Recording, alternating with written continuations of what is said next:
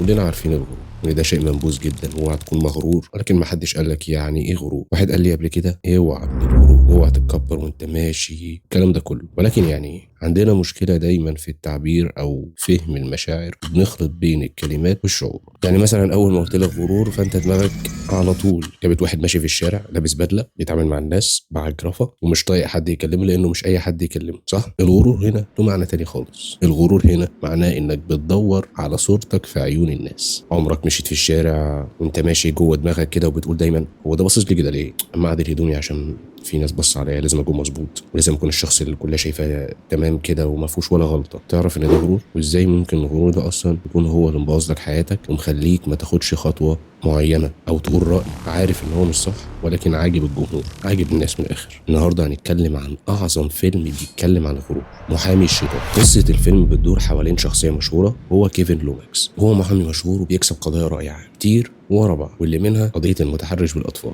وفي النهايه مسيرته بدات تفتح له الطريق للشغل مع جون ميلتون، وهو راجل من اشهر الناس وصاحب نفوذ ورئيس شركه مهمه جدا في نيويورك. وفي الوقت ده كيفن بقى غني جدا وناجح ومعاه فلوس، هو وزوجته ماري اللي حرفيا بيعشاها. وهنا بيبدا لوماكس بالطمع والجشع وان هو عايز فلوس وسلطه اكبر، وبدا يتعمق في الشغل وياخد قضايا اكتر. وفي نفس الوقت ماري بتحس انها بقت وحيده وبعدت عن الناس كلها، حتى جوزها ما عادش بيتكلم معاها بسبب الشغل. وفي نفس الوقت بتاخد تلميحات ان جسمها مش مثالي ومش على المستوى المطلوب ولازم تكون مغريه اكتر من كده. ولوماكس بدا يحس بالملل منها كده وبيعجب بصاحبته في الشغل اللي هي كريستابيلا، وبيتحول شعور ماري الى الاكتئاب. وفي لحظه من الفيلم بنعرف ان ميلتون هو ورا كل ده اصلا، وان ميلتون مش رئيس الشركه اللي شغال فيها، ميلتون ده كمان ابوه. وكمان ان ميلتون شيطان وعاش على الارض قبل بدايه البشر، وان هو نزل الارض عشان الناس ترتكب الجرائم وتقتل وتسرق. وكان هدف ميلتون هو انه يجوز ابنه كيفن لبنته كريستابيلا عشان يخلفوا المسيح الدجال عن طريق اجبارهم هما الاثنين. ولكن كريستابيلا كانت عارفه من الاول الحوار ده، وبنشوف انها كانت اصلا بتحاول طول الفيلم تغري كيفن وتكرهه في ماري. وميلتون حاول بكل الطرق انه يخلي ماري تفكر افكار سوداويه وانها ملهاش فايده في الحياه دي، لحد ما كمان وصلها انها تحس بالذنب انها مش قادره تخلف حتى حته عيل. وميلتون بيحاول في الاخر يقنعه بالخطه، ولكن كيفن بيختار الانتحار على انه ينفذ خطه الشيطان. واول ما كيفن يضرب النار على نفسه ما بيموتش وبيرجع لاول مشهد وهو بيدافع عن الراجل المتحرش، وعرف ان كل اللي شافه ده اللي كان هيحصل لو مشي على الطريق اللي كان ماشي عليه. وبعد كده رفض طبعا الدفاع عن موكله وخد ماري وروح بيها. وبعد كده وهو خارج بيقابل مراسل، والمراسل ده بيقول له ان هو عايز يعمل معاه حوار وهيخليه نجم. وبيوافق كيفن، وده بيثبت انه هيفضل في سلسله الاغراء بالسلطه والنجاح والشهره والغرور.